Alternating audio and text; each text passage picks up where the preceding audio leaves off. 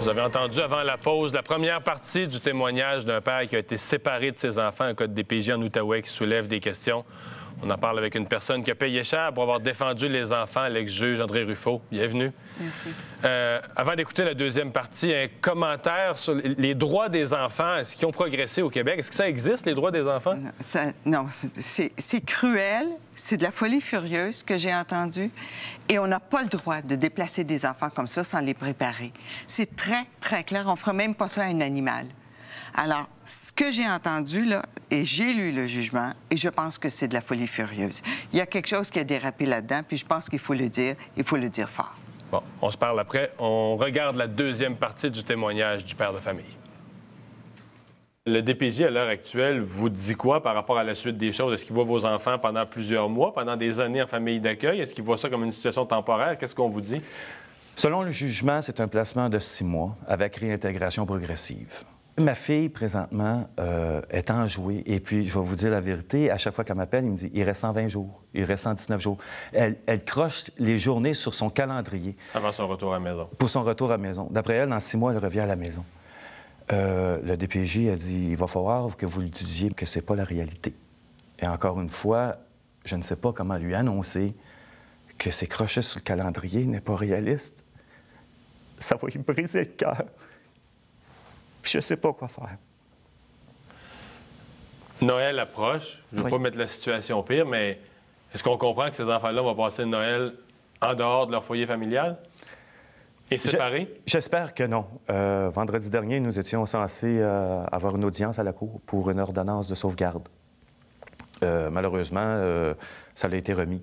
Une des avocates n'était pas disponible. Ça a été remis pour le 17 décembre prochain. En espérant que cette date-là n'ait pas de remise et qu'ils réalisent que les enfants, ils le demandent à chaque fois de revenir à la maison. En espérant qu'ils réalisent que c'est là qu'ils sont bien. On s'entend que dans la vie d'un enfant, se faire retirer de sa maison, de sa chambre à coucher, de son père, de ses affaires, c'est un geste extrême.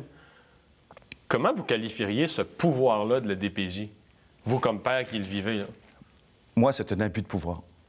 Un abus de pouvoir de la DPJ. D'après moi, leur idée, c'est l'idée maternelle est très importante dans la vie d'un enfant, mais c'est vrai. Lorsqu'une femme accouche, on lui remet tout de suite le bébé entre les bras.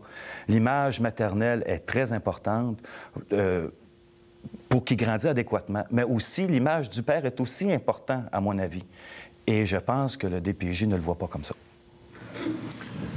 Il y a vraiment beaucoup de choses là-dedans. Madame Ruffo, je reviens sur son terme, c'est un abus de pouvoir. Lui, c'est un père là, paniqué, éploré par la situation. Il réagit, il voit ça comme un abus de pouvoir. Vous qui avez connu le système judiciaire, est-ce que c'est le cas? Oh, pour moi, c'est très, très clair. Mais au nom de quoi on peut dire à un père compétent, aimant, au nom de quoi on peut lui dire « Monsieur, vous verrez vos enfants 1 heure par semaine ». Au nom de quoi?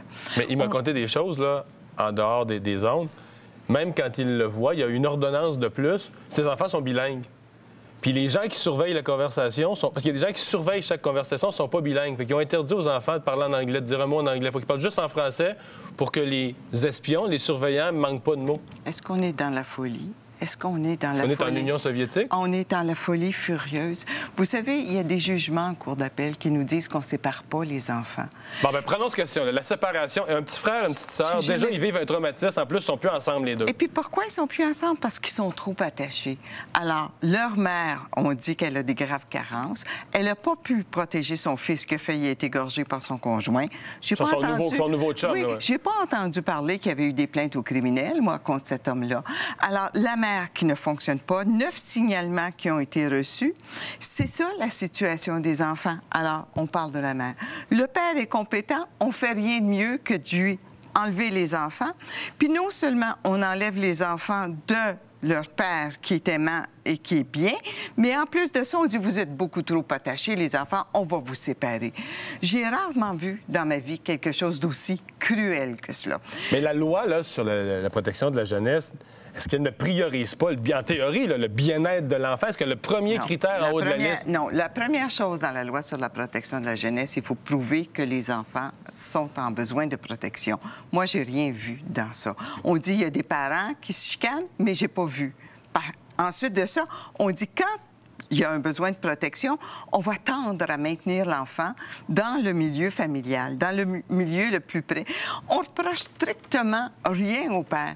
Si l'enfant n'aime pas sa mère, c'est peut-être parce qu'elle ne l'a pas protégé, c'est peut-être parce qu'elle a des propos orduriers, c'est peut-être parce qu'elle le frappe, c'est peut-être parce qu'elle a des carences, c'est peut-être qu'en fait, l'enfant sent qu'il n'est pas aimé. Mais c'est pas nécessairement de la faute du père.